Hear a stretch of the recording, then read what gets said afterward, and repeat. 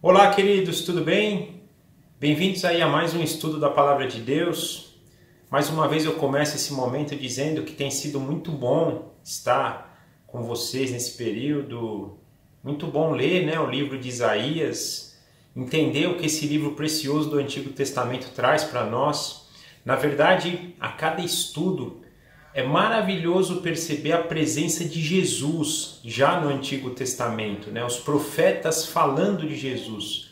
O que o próprio Senhor Jesus nos diz no Novo Testamento, que a lei e os profetas apontavam para Ele, ensinavam sobre Ele, a gente está vendo isso na prática, é maravilhoso. Cada capítulo assim que a gente vai avançando, a gente percebe a presença de Jesus ali, percebe o que Deus vai fazer e que Deus já vinha fazendo por meio de Jesus. É maravilhoso. Eu tenho curtido muito esse momento, espero que vocês estejam curtindo também e que a gente possa continuar nossa caminhada e enxergar o que Deus tem a falar para nós por esse precioso livro. A gente gosta muito de olhar para o Novo Testamento e naturalmente isso faz parte, porque como já é a história consumada da vinda de Cristo, a gente tem a tendência de olhar bastante para o Novo Testamento. Mas é maravilhoso também a gente investir tempo no Antigo Testamento, porque a gente percebe no Antigo Testamento essa expectativa que eles tinham da vinda do Messias, a expectativa da restauração que os profetas trazem, que hoje é a nossa expectativa também, porque apesar de Jesus ter vindo a primeira vez, a nossa expectativa agora reside na segunda vinda do nosso Senhor Jesus. E aí sim, uma vinda que vai trazer a restauração final, que é dita então nos livros dos profetas e que a gente vem acompanhando no livro de Isaías. É muito bom, muito bom. E o meu desejo é que a gente possa continuar crescendo nisso. A nossa oração deve ser essa, que esse desejo brote em nosso coração como algo assim, um fogo que queima, uma sede de buscar cada vez mais esse entendimento. Espero que vocês estejam sendo tocados por isso também, e eu oro aqui por vocês, oro por mim, oro por todos nós, que a gente possa ter isso no nosso coração, esse desejo ardente, queimando, para que a gente busque realmente conhecer quem é o nosso Senhor. Nós não devemos nos esquecer nunca que Jesus é infinito como Deus, Então nós nunca vamos cansar ou nós nunca vamos chegar perto do conhecimento de Jesus, conhecimento que eu digo, conhecimento pleno, de quem Ele é no todo. Nós temos pelas Escrituras já a ideia de quem Ele é, ainda de forma não plena, porque como eu disse, Ele é infinito. E nas Escrituras nós já vamos investir a nossa vida estudando, e mesmo assim, cada dia da nossa vida que a gente estudar, nós vamos aprender algo novo sobre Ele, sobre Deus Pai, sobre o Espírito Santo, sobre o povo que Ele escolheu para formar uma família. Nós vamos estar sempre aprendendo isso. Então, esse desejo de ir às Escrituras, ir à Palavra de Deus para buscar esse conhecimento deve ser algo contínuo em nossa vida e até o último dia. Nós não devemos nunca cessar. Nós não devemos nunca desistir de ler a Bíblia, de aprender sobre ela, para que ela nos mostre quem é então Jesus, quem é Deus Pai, quem é o Espírito Santo, cada vez mais para nós. Creio que a nossa principal atividade no céu vai ser essa, conhecer cada dia mais a Deus, só que aí não mais por meio das Escrituras, e sim por meio do próprio relacionamento com o Pai, que é com o Pai, com o Filho, com o Espírito Santo, com Deus. Na verdade, com o Pai, com o Filho e com o Espírito Santo, expressos na pessoa de Jesus Cristo, porque nós vamos viver com a pessoa, com o homem Jesus Cristo, homem, 100% homem e 100% Deus, Então, por meio desse convívio é que nós conheceremos a Deus cada dia. E nós temos já também essa oportunidade por meio das Escrituras e por meio desse relacionamento ao qual Deus vai trabalhando o nosso coração e trazendo aí novas perspectivas, Então, nós vamos hoje olhar para o livro de Isaías. Nosso objetivo é tentar passar pelos capítulos 7 e 8, e depois nós vamos entrar talvez uma das passagens mais maravilhosas e conhecidas do livro de Isaías, que é o capítulo 9. Essa passagem faz parte de uma mesma profecia, já começando no 7, mas hoje nós vamos olhar só para o 7 e para o 8. Mas antes disso, vamos orar, pedir orientação de Deus, que Ele nos dirija nesse momento, que Ele abra os nossos corações, a nossa mente, o nosso entendimento, para entender o que Ele tem a nos falar então sobre essas passagens de hoje. Papai, obrigado por mais uma vez o Senhor permitir estarmos diante do Senhor, estarmos diante da Tua Palavra, estarmos cheios do seu Santo Espírito, para aprender o que o Senhor nos tem a falar. Nós sabemos que a nossa capacidade de entendimento, a nossa capacidade de absorção e até de praticar essas coisas, ela é zero se a gente for considerar apenas os nossos, ou se considerarmos as nossas habilidades. Nós precisamos do Senhor, precisamos do seu Santo Espírito, precisamos dos dons e das habilidades que o Senhor nos tem dado e o Senhor nos dá a cada dia. Então nos dirija nesse momento, nos permita conhecer mais do Senhor. Como eu disse no começo, papai, faça o nosso coração arder por desejo do Senhor, arder por conhecer quem o Senhor é, quem o nosso Senhor Jesus é, quem o Espírito Santo é. Que nós possamos conhecer cada vez mais e que isso transforme a nossa vida. Eu oro humildemente, pedindo que haja transformação no meu coração, que haja transformação no coração dos meus irmãos, que esse estudo de hoje não saia apenas como um estudo, mas algo que produz transformação em nosso coração. Transforma a nossa mente, transforma o nosso coração, dirija-nos na Tua Palavra, para que possamos ser filhos. E para isso precisamos do Senhor, por favor. Também pedimos que o Senhor nos capacite a cada leitura, que o Senhor fale aqui ao meu coração para que eu possa transmitir aquilo que o Senhor tem a falar.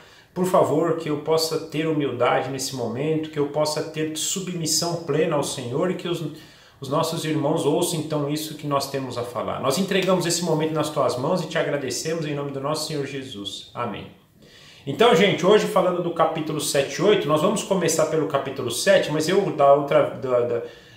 do encontro passado eu li o capítulo 6 inteiro e depois a gente discutiu, né? Hoje eu vou indo por etapas, por algumas divisões aqui, até para facilitar o nosso trabalho. E a primeira divisão, nós vamos ler os primeiros 2 versículos do capítulo 7. Então, Isaías capítulo 7, versículos 1 e 2, nos diz assim: Quando Acaz, filho de Jotão e neto de Uzias, era o rei de Judá, o rei Rezim da Síria e Peca, filho de Remalias, rei de Israel, atacaram Jerusalém, mas não puderam vencê-la. Informaram ao rei: a Síria montou acampamento em Efraim. Com isso, o coração de Acaz e do seu povo agitou-se, como as árvores da floresta agitam-se com o vento. Então aqui nós temos a indicação de quando essa profecia foi feita, né? Então essa profecia que Isaías faz é no reinado de Acaz. Penso aqui que é no início do reinado de Acaz, porque a gente vai estudar a história de Acaz, né? E até aproveitando, né, a gente encontra a história de Acaz no segundo livro de Reis, capítulo 16, tá? Então, segundo livro dos Reis, capítulo 16, e 2 Crônicas 28, que é o paralelo do 2 Reis 16. Então lá a gente encontra a história de Acaz. É importante que vocês leiam esses 2 capítulos antes de olhar aqui para o capítulo 7 de Isaías, daqui para frente, porque vai dar o pano de fundo, vai dar o cenário ao qual essa profecia estava sendo feita. E eu queria trazer alguns pontos desse cenário, né, ao qual essa profecia estava sendo feita. Então, primeiro a gente lê lá que Acaz era uma pessoa má, era uma pessoa que era mal perante os olhos do Senhor. Ele fala esse termo, né? Acaz era mal perante o Senhor, ele fez o que era mal perante o Senhor. E por que isso? Né? Porque ele fez ídolos, então ele construía ídolos de metal, de madeira.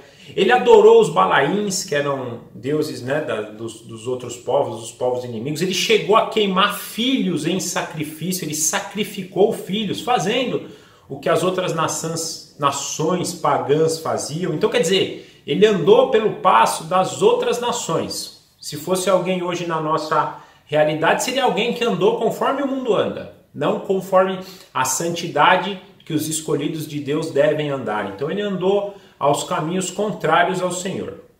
Por isso, naturalmente, o Senhor trouxe disciplina sobre ele, né? Disciplina que veio pela Síria, disciplina que veio por Israel, disciplina que veio pelos edomitas, pelos filisteus. A gente vê em 2 Crônicas que ele foi derrotado por esses povos, né? Inclusive a gente vê aqui nesses versículos 1 e 2 esse complô, né, que a gente vai discutir um pouquinho mais para frente, complô sírio-israelita, né? Quando a gente, até um ponto importante aqui, quando vocês ouvirem Efraim no texto que a gente vai ler hoje, Efraim era um nome que se dava às 10 tribos do norte de Israel. Então, quando a gente estiver falando de Efraim, nós estaremos falando das 10 tribos do norte, que a gente também usa o nome de Israel, né? Os judeus e os benjamitas, né, que eram das tribos do sul, também eram israelitas. Mas quando houve essa separação das 10 tribos do norte e das 2 tribos do sul, então a gente usa mais o termo Israel para as 10 tribos do norte, como também como também Efraim. Então Efraim e Israel significam as 10 tribos do norte. E Judá, as 2 tribos do sul, ou reino do sul. Então, a gente vê aqui que o reino do sul vai estar sob constante complô da Síria e de Israel, as 10 tribos de Israel. Não quer dizer um complô sírio-israelita, né? E também vai sofrer guerras com eles. A gente vê em 2 Crônicas que eles são derrotados, são invadidos pelos edomitas, pelos filisteus, ou seja, a maldade de Acás, que também contaminou o povo, e o povo também estava contaminado, trouxe essa disciplina e Deus está disciplinando eles aqui, né? Inclusive, a gente vai perceber aqui no começo do capítulo 7, nesses versículos 1 e 2, que aqui provavelmente, nesse complô sírio-israelita, eles foram ao reino do sul para tentar apoio do reino de Judá para eles irem contra a Síria, que era o império que estava emergindo ali, né, que estava crescendo. Então, na verdade, a ideia da Síria e de Efraim, de Israel, era se juntar com o reino do sul e eles então combaterem a Síria. A Síria, né? Aqui é importante também ter essa diferenciação que nós estaremos falando em certos momentos da Síria, né, Síria sem o A, em outros momentos a Síria. Então eu vou até prestar atenção aqui para falar de forma calma para a gente identificar quando é Síria e quando é a Síria. Então pensando aqui de novo, a gente vai perceber essa disciplina de Deus. E diante de toda essa humilhação, das derrotas, do desespero, né, a gente vai ver na história de Acás que ele vai buscar a ajuda da Assíria, né? Então, para combater os sírios, para combater os israelitas, ele vai atrás dos assírios. E quando ele vai atrás dos assírios, naturalmente, quando você vai pedir a ajuda de alguém, você tem que oferecer algo em troca. Então, eles passam então a servir a Assíria. Mas pior do que isso, eles passam a ser contaminados por todo tipo de mal que a Assíria fazia. Então, além de estar submissos à Assíria agora, política e economicamente, também estavam sendo influenciados por todo tipo de mal que a Assíria fazia, principalmente na adoração a outros deuses e no afastamento completo do Deus de Israel. Então talvez até pior do que derrotas, né? Porque as derrotas ainda te permitem voltar para Deus, mas quando a Assíria vem e invade ali com eles, com a sua cultura, eles bloqueiam toda a ação do Deus de Israel, do nosso Deus, o único e verdadeiro Deus. Então acho que isso é até pior do que uma disciplina de uma derrota numa guerra, de uma invasão, que você ainda vai poder buscar Deus. Aqui não, eles se afastaram totalmente de Deus, né? E aí, para terminar com tudo, Acás passa a servir aos deuses assírios, ele profana o templo. A gente vê no 2º livro de Reis ele levar lá os deuses assírios para dentro do templo de Israel, e no livro e na passagem de 2 Crônicas, a gente vê que ele fecha o templo e ele constrói os outros altares nos montes para adoração dos deuses assírios. Olha que terror!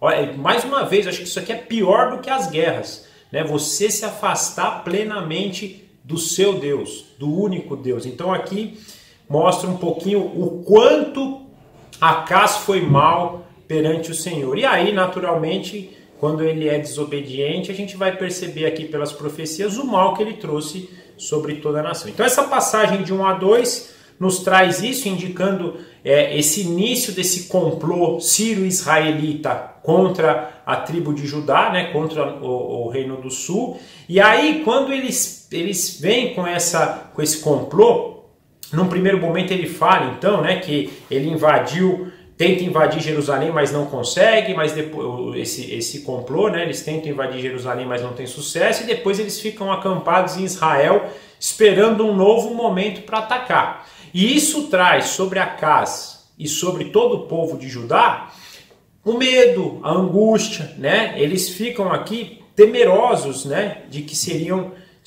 Ficam agitados, né? De que seriam novamente atacados e passariam por dificuldade. Avançando então no versículo 3 a 9, nós vemos assim: Então o Senhor disse a Isaías: Saia e leve seu filho Sear-Jazube. Vai encontrar-se com Acaz no final do aqueduto do açude superior, na estrada que vai para o campo do lavadeiro. Diga a ele: tenha cuidado, acalme-se, não tenha medo. Que o seu coração não desanime por causa do furor desses restos de lenha fumegantes. Rezim, a Síria e o filho de Remalias. Porque a Síria, Efraim e o filho de Remalias têm tramado a sua ruína, dizendo: vamos invadir o reino de Judá, vamos rasgá-lo e dividi-lo entre nós, e fazer o filho de Tabeel reinar sobre ele. Assim diz o soberano Senhor: não será assim, isso não acontecerá, pois a cabeça da Síria é Damasco, e a cabeça de Damasco é Rezim. Em 75 anos, Efraim ficará arruinado para ser um povo. A cabeça de Efraim é Samaria, e a cabeça de Samaria é o filho de Remalias. Se vocês não ficarem firmes na fé, com certeza não resistirão. Então ele continua, né? E Deus é tão maravilhoso, né, gente, que ele está sempre dando oportunidades para a gente, né? Então Deus, mesmo diante da maldade de Acaz, já podendo deixar que as coisas acontecessem, ele oferece aqui uma rota de fuga, um escape para Acaz. Ele manda então o profeta Isaías procurar Acaz para que desse esse ânimo. Fala: Acaz, confia no Senhor, o Senhor dos exércitos. Gente, a gente não pode esquecer, nós estamos num ponto da história de Israel, né, que Deus já tinha trabalhado grandemente. Esses reis aqui, né, Acaz, sabia das histórias, desde o Egito, desde a conquista da Terra Prometida, desde a sustentação na época dos juízes, né, na época dos reis, mesmo aqui dos reinos já divididos. Deus, sempre que foi procurado por Israel, supriu Israel. Israel nunca ficou na mão, só ficou na mão quando se afastou do Senhor. Então Deus de novo dá essa oportunidade, fala: cara, não tenha medo, fique comigo, né? Então é maravilhoso ver isso. Deus está sempre dando essa oportunidade para a gente, nos momentos de desespero, ir até Ele. E aqui, até antes de explicar um pouquinho essa passagem, eu queria trazer isso para a gente, né? Eu vou fazer diferente hoje, eu vou aplicar antes de explicar, mas é bacana porque, já aproveitando aqui o fluir da aula, a gente muitas vezes, no momento que a aflição nos bate, que a angústia nos bate, a gente se desespera e vai procurar ajuda de outros, em vez de procurar ajuda de Deus, procurar ajuda daquele que é o único que pode nos dar sabedoria, pode nos dar força, pode nos dar graça e pode nos livrar de todo mal. Isso é importante para a gente. Então, antes de a gente procurar pessoas, que nós possamos criar no nosso coração o desejo de buscar Deus. A gente sabe que muitos desesperos virão ainda na nossa vida, muitas agitações, muitas angústias, isso faz parte. Infelizmente, nós vivemos num mundo que nos traz isso, né?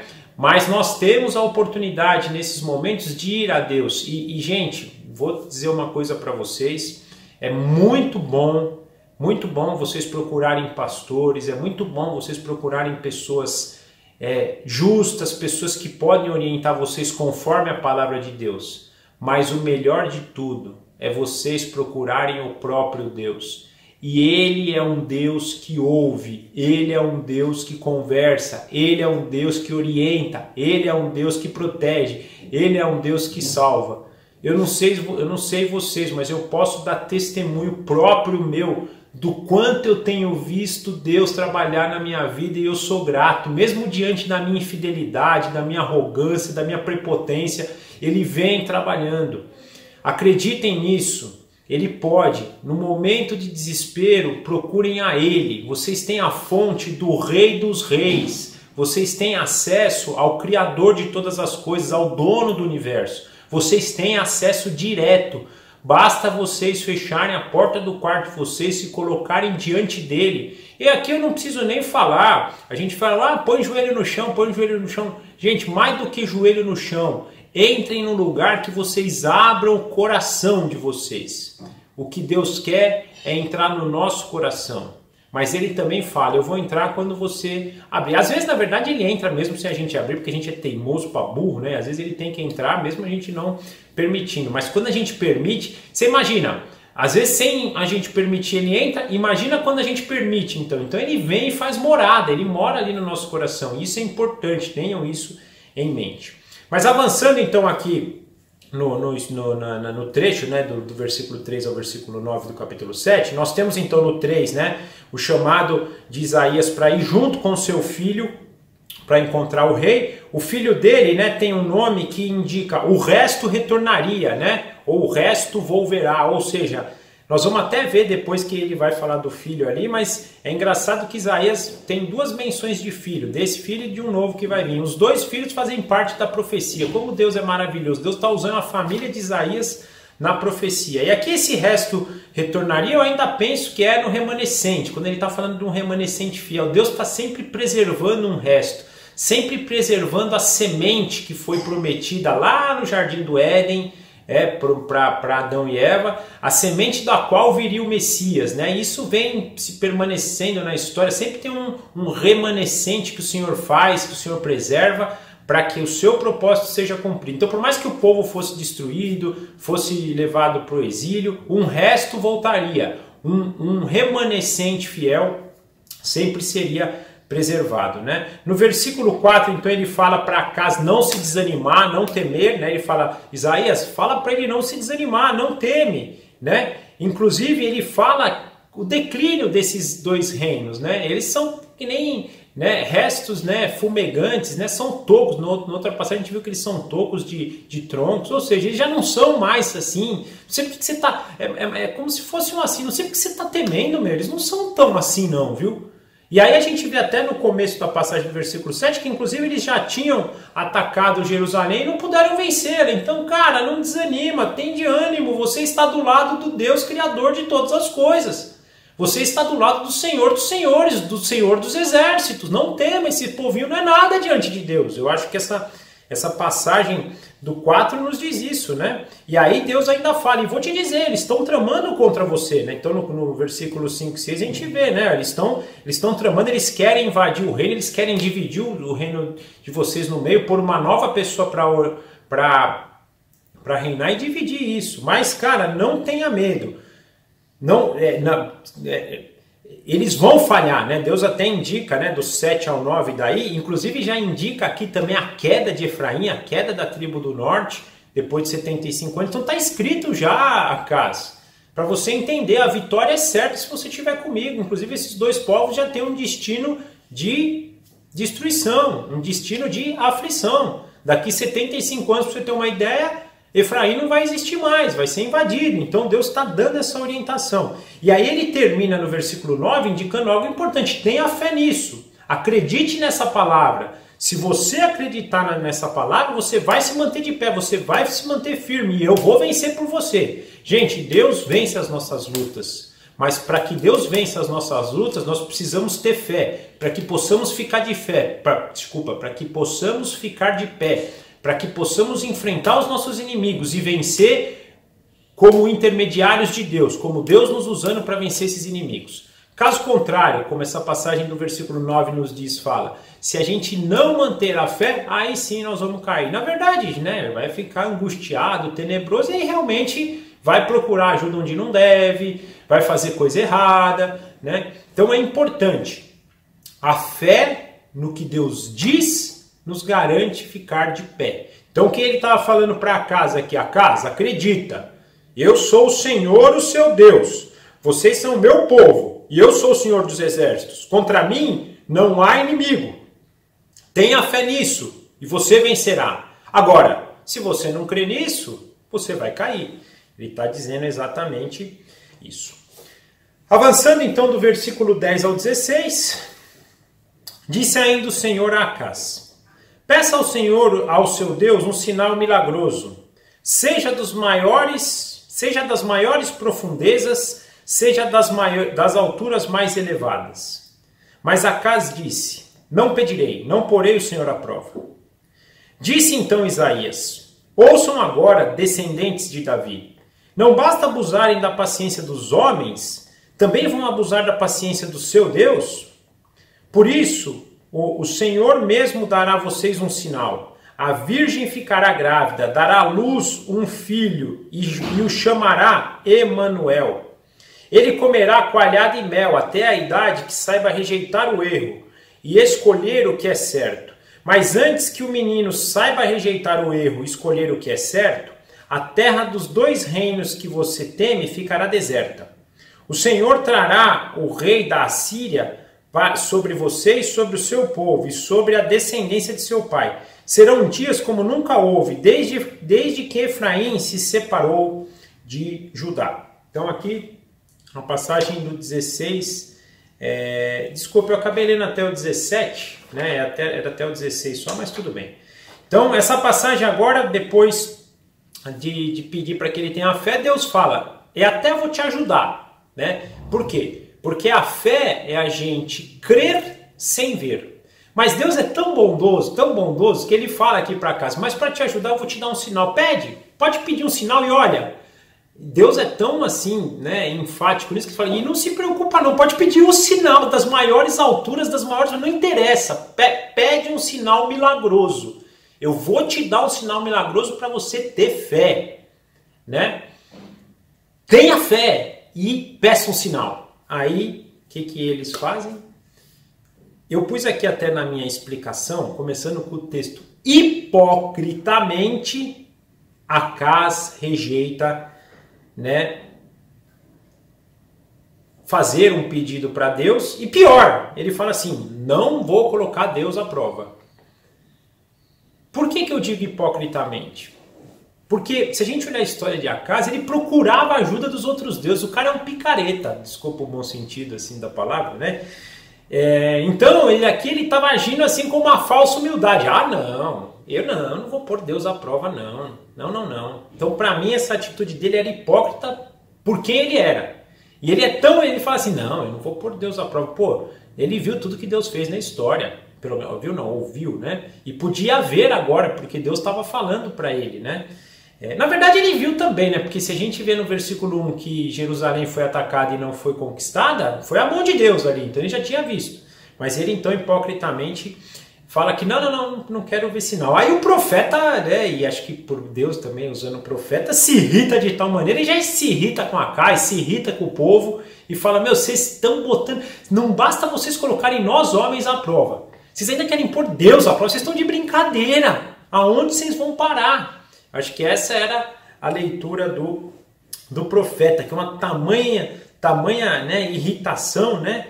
E assim, uma irritação por não querer obedecer, porque aqui também tinha uma coisa, Deus falou, pede, eles não obedecem, eles não pedem, né? E a gente vai ver que a própria fé dele falhou, porque ele vai pedir ajuda para a Síria. Então é um povo desobediente, um povo totalmente alheio a Deus, povo que realmente está decidindo tirar Deus da história. Mas aí Deus maravilhosamente usa no versículo 14 o maior dos sinais, né?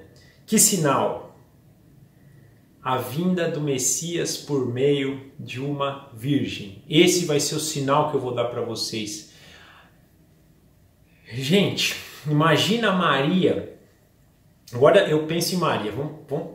Que coisa linda. Maria devia conhecer as escrituras um pouco, né? Até porque quando a gente vê ela recitar lá para a prima dela, né, Isabel, o cântico de Maria, você vê o quanto que ela tinha, né, de doutrina. Então, lógico, cheia do Espírito Santo, a gente sabe disso, mas eu entendo que ela conhecia também, e essa profecia devia ser algo famoso. Imagina ela sabendo, quando o anjo chega para ela, você está carregando esse Messias. O fruto do teu ventre é do Espírito Santo. Imagina vindo na cabeça dessa... Eu sou parte da profecia que foi feita em Isaías capítulo 7, versículo 14. O próprio José, quando num primeiro momento acha que Maria então tinha adulterado, mas depois o anjo aparece para ele, não, ele é... Imagina José recebendo, eu sou pai adotivo do Messias, né? Por por entender Isaías 7,14. Uma profecia que, inclusive, a gente vai no livro de Mateus, capítulo 1, versículo 23, Mateus cita essa profecia. Então ele dá essa profecia aqui, vai vir. E, gente, olha que coisa interessante. Israel tinha essa profecia e não conheceu Deus quando ele veio. E não reconheceu Jesus quando ele veio. Então, é importante, quando a gente fala do conhecer as Escrituras, do saber o que Deus tem nos falado, também tem esse aspecto. Para que Deus abra o nosso coração no dia que Ele nos visitar. Porque as pessoas, logicamente que teve o endurecimento do coração de Deus pela desobediência deles, mas as pessoas tinham essa profecia na época de Jesus. Os líderes, os fariseus, os escribas. Quantos que os fariseus e os escribas não conheciam as Sagradas Escrituras e não viram aqui o cumprimento dessa profecia que estava dita aqui? Deus deu um sinal para eles muito antes e eles não viram o sinal. Então a gente tem que tomar cuidado para ter esse conhecimento dos sinais, né? O que hoje pode trazer para a gente? Os sinais dos últimos tempos, né?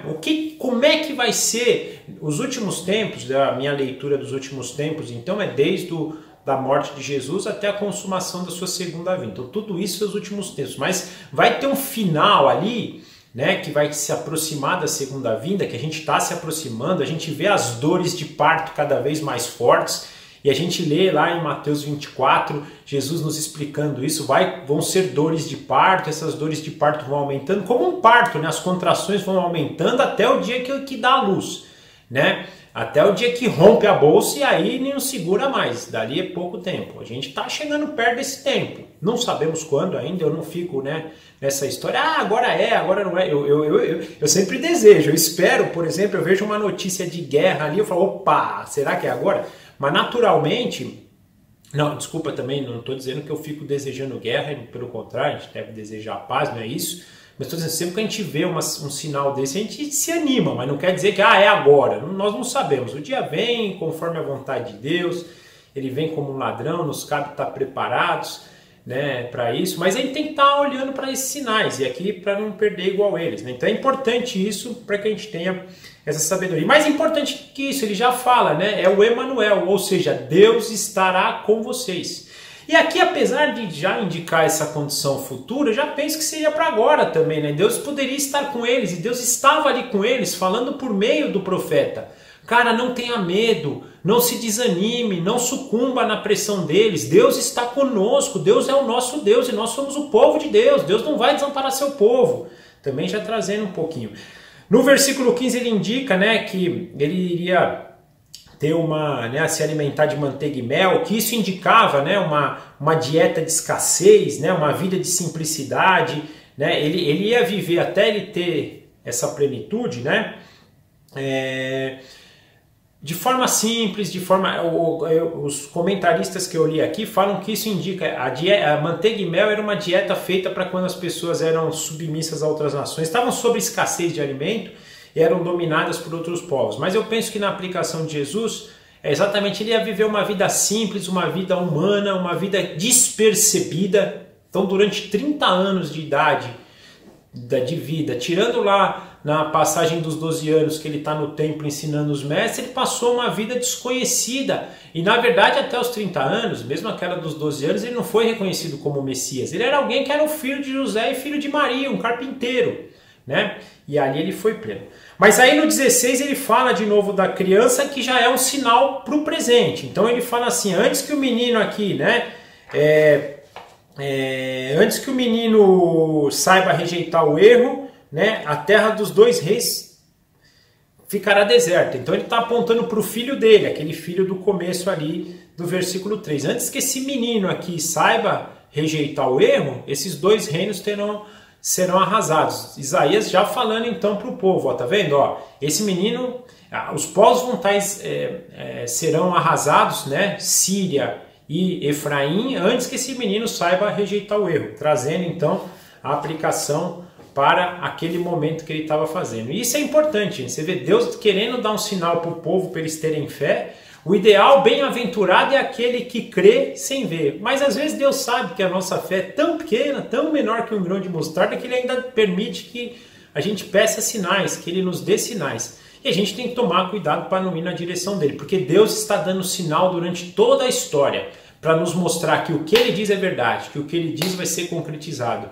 E para nós que somos filhos hoje, temos a nossa esperança maior, que a nossa vida não reside aqui, mas na vida eterna. Nós não somos desse reino, nós somos do reino eterno. Então que nós possamos viver conforme essa verdade, crendo, tendo fé, para ficarmos de pé e não cairmos, né? Aí continuando então aqui agora, olhando para a passagem do versículo 17 ao 19, nós lemos assim: O Senhor trará o rei da Síria sobre você e sobre o seu povo, e sobre a descendência de seu pai. Serão dias como nunca houve, desde que Efraim se separou de Judá. Naquele dia o Senhor assobiará para chamar as moscas dos distantes rios do Egito e as abelhas da Assíria. Todas virão e pousarão nos vales íngremes e nas fendas das rochas, em todos os espinheiros e em todas as cisternas. Então aqui nós percebemos Deus agora falando, né, já direcionando a profecia então para Síria e para Israel, indicando que eles seriam destruídos então pela Assíria, que inclusive contaria com o apoio dos egípcios e eles iam ser castigados por isso, e também a gente vai ver que isso também vai trazer consequências para Judá, mas aqui principalmente que a Síria e que Israel seriam severamente castigados e destruídos pela Assíria e pelo Egito. Lembrando que tudo isso é na mão de Deus. Tanto a Assíria quanto o Egito estavam sendo usados por Deus para disciplinar esse povo. E do 20 ao 25, para a gente terminar o capítulo 7, nós lemos assim: Naquele dia o Senhor utilizará uma navalha alugada de além do Eufrates, o rei da Assíria, para rapar a sua cabeça e os pelos das suas pernas e de sua barba. Naquele dia, o homem que tiver uma vaca e 2 cabras terá coalhada para comer, graças à fatura de leite que elas darão. Todos que ficarem na terra comerão a coalhada e mel. Naquele dia, todo lugar onde havia 1000 videiras no valor de 12 quilos e de prata será deixada para as roseiras bravas e para os espinheiros. Os homens entrarão ali com arcos e flechas, pois todo o país estará coberto de roseiras bravas e espinheiros. E as colinas antes lavradas com enxada, você não irá mais, porque terá medo das roseiras bravas e dos espinheiros. Nesses lugares os bois ficarão à solta e as ovelhas correrão livremente. Aí ele está trazendo que nas invasões, né, iria trazer essa mudança completa de como era a vida ali, né, antigamente. Então a gente percebe aqui, né, primeiro começando Deus falando: olha, eu que estou levando eles são como uma navalha alugada por mim. Eu estou fazendo com que a Assíria e o Egito invada vocês, destrua tudo, né? E eu vou usar a impiedade desse povo para rapar a cabeça de vocês. Quer dizer o seguinte, para humilhar vocês, para deixar vocês destruídos, humilhados, né? Então a gente percebe que Deus vai trabalhar por meio da... uma coisa importante é o seguinte: quando eu falo por meio, é porque a Síria vai ser julgada por isso, porque a impiedade é dela. Deus só está permitindo que ela tenha êxito na impiedade dela, para disciplinar aquele povo que ele queria. É importante a gente ver que essa assolação, ela vem como mudança total. Quer dizer, os estrangeiros agora iriam tomar posse da terra, que seriam essas roseiras bravas, né, indicado pelo termo aqui, roseiras bravas. Então, inclusive inimigos armados, né, que a gente vê arco e flecha, então eles iam trazer opressão, iam trazer medo. Quando alguém invade algum lugar, é exatamente o que eles trazem. Eles dominam aquela região, eles mudam a cultura da região. Então antes, a gente vê aqui, né, onde a gente tinha, por exemplo, videiras, passam a ter roseiras bravas e espinheiros. Agora vão ter vacas. Olha que ele usa o termo que eles comeriam também, né, de coalhada e mel, indicando essa escassez na dieta. Ou seja, o povo ia arrasar a terra, ia invadir a terra, ia dominar a terra, ia mudar a cultura da terra, ia ficar ali na terra assombrando todos eles. Ou seja, era um assombro total, era uma invasão de realmente trazer assombro sobre todos eles, né? E, gente, uma coisa importante aqui que a gente tem que ver é por que então Deus está falando para que o profeta falasse isso? Para também trazer um pouquinho, né, do temor neles, né, para que eles pudessem ter medo disso e tentar buscar o Senhor. O Senhor fala isso, ele até pronuncia isso antes de fazer, para ver se causa algum impacto, para ver se o povo se arrepende, para trazer o povo de volta. Esse era o desejo, esse é o desejo que Deus tem ao usar todos os profetas. É para nos mostrar atos futuros, é para nos mostrar profecia, mas para que essas profecias pudessem produzir no coração daqueles que estavam recebendo a profecia o arrependimento, a necessidade de volta ao Senhor, a necessidade de se entregar de novo a Ele. Esse era o objetivo. Então Deus, quando pronuncia essas coisas aqui, olha, quem lê de forma nua e crua, fala assim, poxa, esse Deus é mau, que Deus é esse? Como é que é um Deus que permite isso com o seu povo? Mas não é. Qual que é o objetivo de Deus? É trazer o povo para a verdade. É um povo que tinha se desviado. É um povo que estava se desviando. É um povo idólatra. Era um povo infiel. Era um povo que seguia os seus desígnios e fugia do Senhor. Então o que Deus está fazendo? Tentando trazer eles de volta.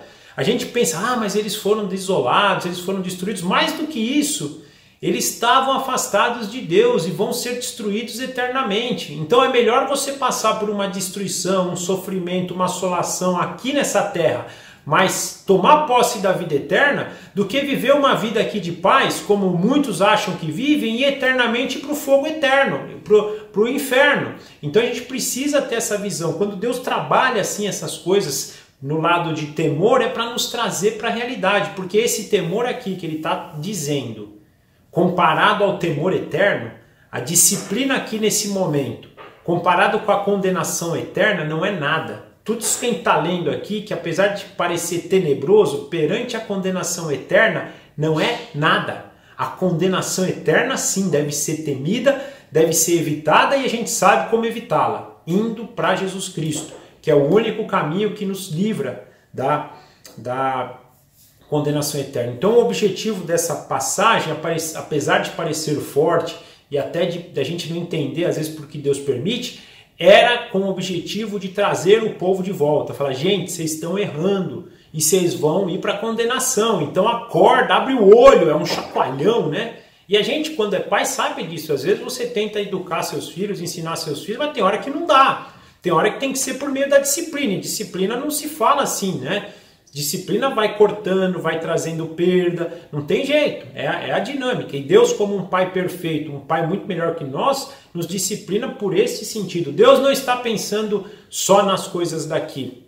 Ele pensa também, mas onde Deus mais está pensando é no propósito eterno, é na eternidade, é naquilo que vai nos dar a vida eterna, a sermos um povo, a sermos fiéis na eternidade. Então ele está tentando trabalhar esse povo. Avançando no capítulo 8, versículos 1 e 2, vemos assim: o Senhor disse, toma uma placa de bom tamanho e nela escreva de forma legível, Maher Salal Has-Bas, e chame o sacerdote Uzias e Zacarias, filho de Zeberequias, como testemunhas de confiança. Eu vou ler até o 4 aqui para facilitar. Então deitei-me com a profetisa e ela engravidou e deu à luz um filho. E o Senhor me disse, dê-lhe o nome de Maher Salal Has-Bas. Pois antes que o menino saiba dizer, papai ou mamãe, a riqueza de Damasco e os bens de Samaria serão levados pelo rei da Síria. Então aqui mais uma vez um segundo filho de Isaías sendo usado também na profecia, né? Mas aí a gente percebe, então, primeiro que Deus fala para Isaías, quando ele fala da placa aqui, né, ele usa o termo uma placa de bom tamanho, como se fosse um outdoor. Põe num outdoor lá o que eu vou te dizer. Explica para esse povo, põe num lugar onde eles vejam. É para ver, é para espalhar essa mensagem, para que todos possam ver essa mensagem, né? E aí ele dá o nome para escrever, né? Esse nome, né, que ele fala, Maher Salal Has-Bas, quer dizer conquista rápida, com despojos e segura. É isso que ele está dizendo que vai acontecer com a Síria. Vai ser uma conquista rápida que eles vão levar os despojos e vai ser de forma segura, está garantida. Mais uma vez, agora Deus está mandando pôr uma placa para ver se eles veem, né? Ó, não basta só o profeta falar, não basta só vocês ouvirem, agora eu vou pôr uma placa para vocês verem isso e toda hora estarem lembrando para vocês entenderem, né? E aí ele aproveita e faz no versículo 3 e 4, nessa profecia com o filho, né? Dizendo aí, e você vai ter um filho que você vai pôr o nome dele. Imagina o Isaías andando na rua, né? Ah, ó, seu filho, ó, legal. Qual é o nome dele? Ah, o nome dele é Conquista Rápida, com Despojo e Segura. As pessoas iam perguntar por quê. Ele ia explicar. Mais para frente, mesma coisa. Então, quer dizer, além de ter a placa, botou o nome do filho ainda para garantir aquela profecia, né? E aí ele também indica isso, né? E mais, antes que esse menino saiba andar, né? Ele já está dando sinais. Isso vai acontecer. Então, ó, antes que esse menino saiba andar, é parecido assim, gente.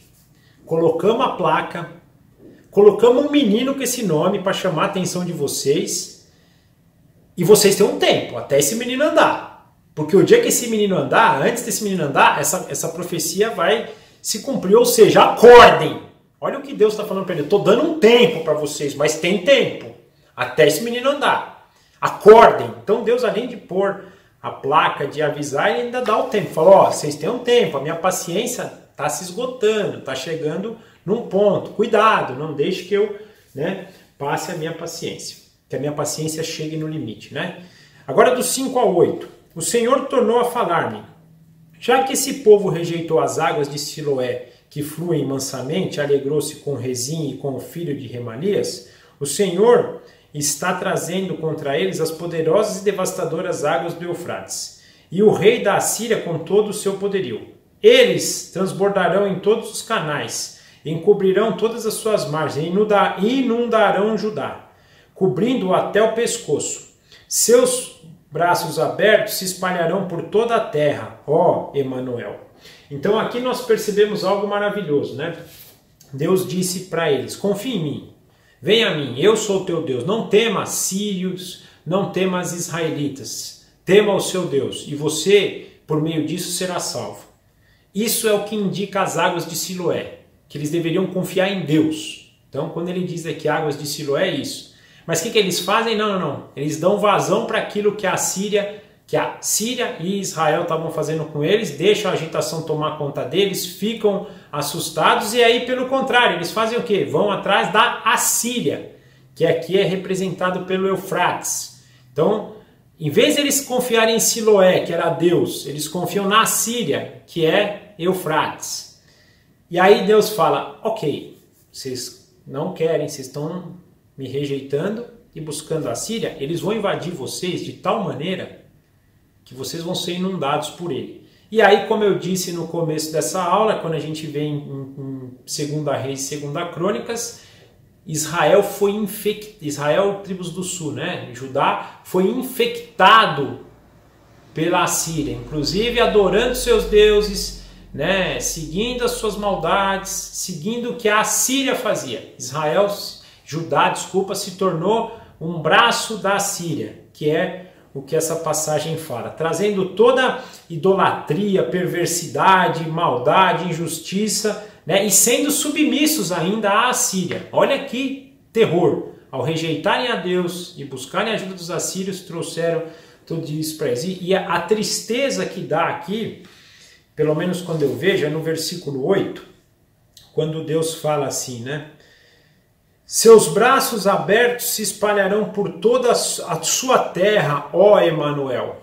Ou seja, Emanuel, Deus conosco. A terra que tinha Deus com eles estava sendo inundada pela Assíria. Eu imagino Jesus como dono dessa terra vendo. E não era porque Jesus não podia fazer alguma coisa, porque Jesus, se ele fizesse isso, todos aqueles reinos sucumbiriam. Simples assim. Mas, para cumprir o propósito eterno de Deus, ele não podia fazer isso naquele momento. Como ele não pode hoje consolidar todas as coisas, enquanto todos os escolhidos ainda não forem alcançados. E ele tem que deixar que isso ocorra. Então ele tem que deixar, como um pai, mais uma vez, quando tem que deixar o filho ser disciplinado, eu acredito que nós sabemos disso. Dói ver a gente ver o nosso filho sendo disciplinado, mas às vezes é necessário, porque sem essa disciplina ele não vai se tornar alguém maduro, alguém pronto, alguém, né, a caminhar para frente. Aqui eu penso nessa tristeza, lendo essa passagem me comete Deus assim, olha o que está acontecendo com a terra que é nossa. Por causa da disciplina que a gente tem que ter aos nossos filhos. Isso é um ponto importante aí para a gente pensar, né? Na passagem do 9 ao 18, continuem a fazer o mal, ó nações, e vocês serão destruídas. Escutem, terras distantes. Ainda que vocês se preparem para o combate, serão destruídas. Sim, mesmo que se preparem para o combate, vocês serão destruídas. Mesmo que vocês criem estratégias, elas serão frustradas. Mesmo que façam planos, não terão sucesso, pois Deus está conosco. Né? Deus está conosco. Deixa eu só fazer um parênteses aqui. Isso. Aí continuando no 11, o Senhor falou comigo com veemência, advertindo-me a não seguir o caminho desse... Só uma coisa aqui importante, eu vou parar aqui no 10, porque aqui no 11 tem um negócio bem estratégico aqui, né? Então o 10, do 9 ao 10, a gente vê então que, apesar de Deus estar usando esses povos, a Síria, os edomitas, os filisteus, mesmo a Síria e Efraim e Israel, que Deus já estava prometendo então para eles que eles seriam punidos, ele fala, todos vão ser punidos. O fato de Deus usar um povo na disciplina do seu povo, não tira desse povo a consequência da disciplina, da injustiça, da maldade, da impiedade desse povo, né? É maravilhoso a gente ver a justiça de Deus, né? Então Deus, ele, apesar de usar, a gente vai ver isso na Babilônia também, quando Deus usa a Babilônia para destruir Israel, mas Deus, né, Nabucodonosor, por exemplo, que foi usado, a gente entende que ele foi alcançado pela graça, então a gente vê que Deus, Nabucodonosor foi alcançado pela graça, mas a Babilônia vai ser punida também, né? Então, aliás, até refazendo aqui minha fala, que é importante isso, a gente vê que a graça, ela independe da justiça ou da injustiça humana. Até porque, se a gente for pensar, a gente pensa nos outros povos, mas nós mesmos somos injustos, maldosos, impiedosos, infiéis. Se não tivéssemos sido alcançados pela graça, nós não caminharíamos por caminho de justiça, de retidão, até porque quem nos faz caminhar por esses caminhos agora é o Espírito Santo, que só nos é capacitado por meio da graça de Deus. Então, é para nos mostrar isso. Mas eu citei o caso do Nabucodonosor, que é interessante. É alguém que foi usado por Deus como uma navalha afiadíssima para rapar a cabeça de Israel, mas no final encontrou a graça. Agora, o restante da Babilônia, muitos da Babilônia, talvez não. Como também da própria Assíria. A gente vai lembrar que a Assíria, então, vai ser disciplinada por Deus, mas tem um remanescente da Assíria que foi salvo, né? Aquele remanescente qual Jonas pregou em Nínive, né? Lembra que Jonas, no livro de Jonas, a gente vê que ele vai pregar em Nínive e eles se arrependem e o Senhor os dá graça também? Então Deus sempre tem um remanescente, até fazendo jus ao nome aí do filho de Isaías, né? Sempre tem um remanescente aí que Deus preserva pela graça, não pela justiça desse povo. Mas aqui no 9 e no 10, a gente vê exatamente essa condição, né, de Deus falar, olha, mesmo vocês sendo meus instrumentos, vocês vão passar por disciplina também e por condenação, muitos de vocês. Agora, entrando do 11 até o 18 e depois do 19 ao 22, nós temos uma coisa maravilhosa, que é um contraste entre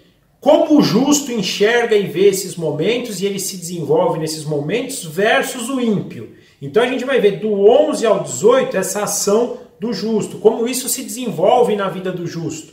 Nesse momento aqui até pela vida de Isaías. E como do 19 ao 22, como isso se processa na vida do ímpio. Então começando pela vida do justo, pensando aqui do 11 até o 18, do versículo 11 ao 18, nós vemos assim. O Senhor falou comigo com veemência, advertindo-me, para não seguir o caminho desse povo. Ele disse, não chamem conspiração a tudo que esse povo chama conspiração. Não temam aquilo que eles temem, nem se apavorem. O Senhor dos Exércitos é que vocês devem considerar santos, e Ele que vocês devem temer. Dele é que vocês devem ter pavor. Para os 2 reinos de Israel, ele será um santuário, mas também uma pedra de tropeço, uma rocha que faz cair. E é para os habitantes de Jerusalém, ele será uma armadilha e um laço. Muitos deles tropeçarão, cairão e serão despedaçados, presos no laço e capturados. Guarde o mandamento com cuidado e cele a lei entre os seus discípulos. Esperarei no Senhor, que está escondendo o seu rosto da descendência de Jacó. Nele porei a minha esperança. Aqui estou eu com os meus filhos que o Senhor me deu. Em Israel somos sinais e símbolos da parte do Senhor dos Exércitos, que habita no monte de Sião.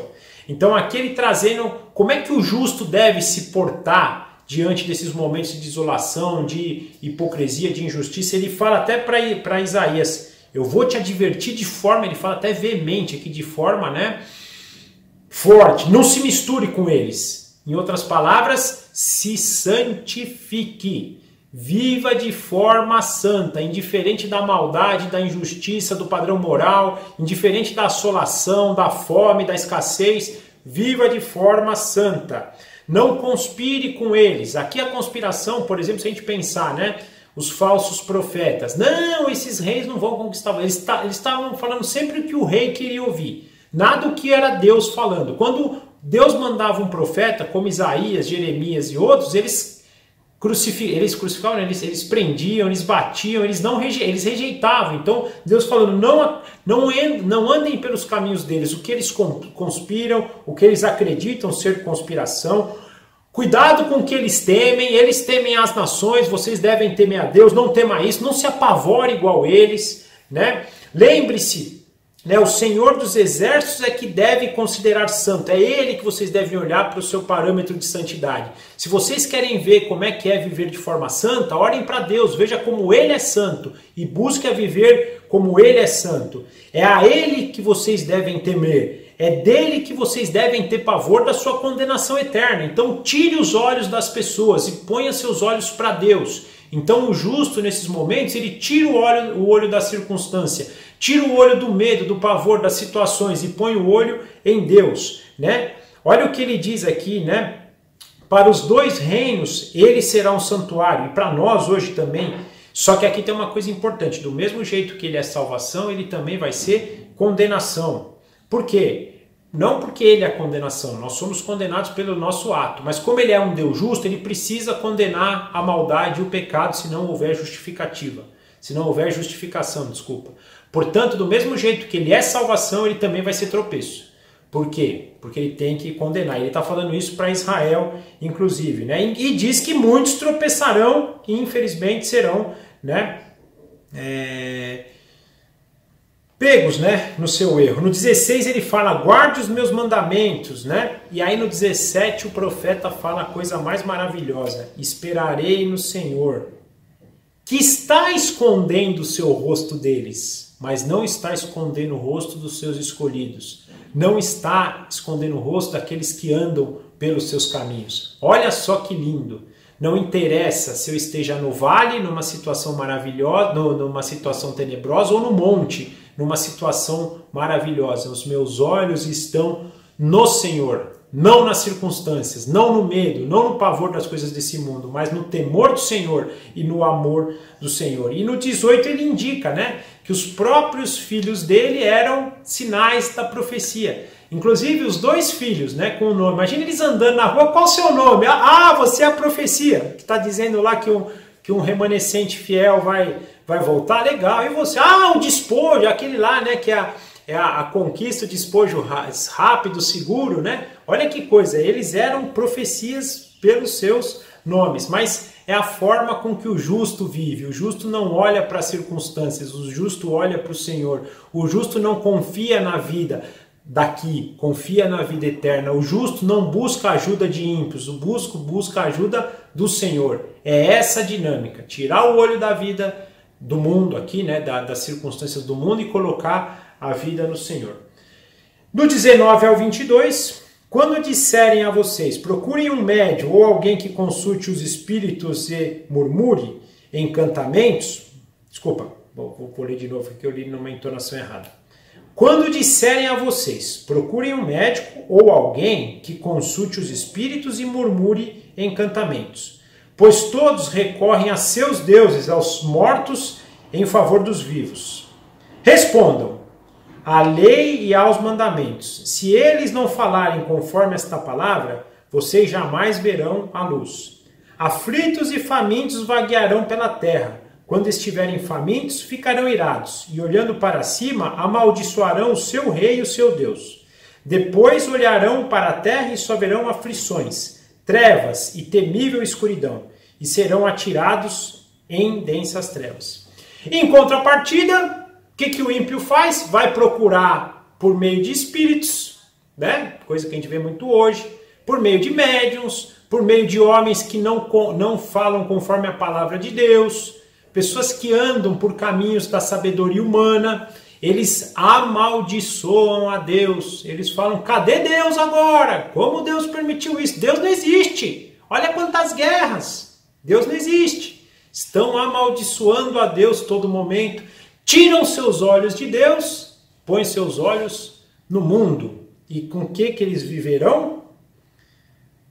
Aflição, trevas, temível escuridão, e serão atirados nas mais densas trevas. Essa é a consequência do ímpio. Tira o olho de Deus, põe o olho nas coisas daqui, sejam elas espirituais, sejam elas materiais. Quando ele fala espiritual, porque pode procurar um espírito maligno, né? Então, tiram as circunstâncias de Deus e pôs no mundo. E aí é afastamento, é terror, é tristeza, é tudo de mal.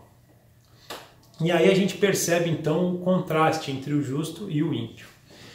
Gente, era hoje por isso, passagem muito boa também, passagem maravilhosa, mas sempre lembrando que o propósito do livro de Isaías era para chamar o povo ao arrependimento, a confiar no Senhor, a temer o Senhor, a olhar para o Senhor, a buscar o Senhor. E esse deve ser o nosso desejo. Indiferente, nós estamos passando, por exemplo, um momento de triste, momento de apreensão, momento sem saber o futuro. Nós estamos entrando num período que vai começar a fase eleitoral, mesmo sendo só o ano que vem. Vão ter muitas brigas entre pessoas. Peço de coração, não se envolvam nisso.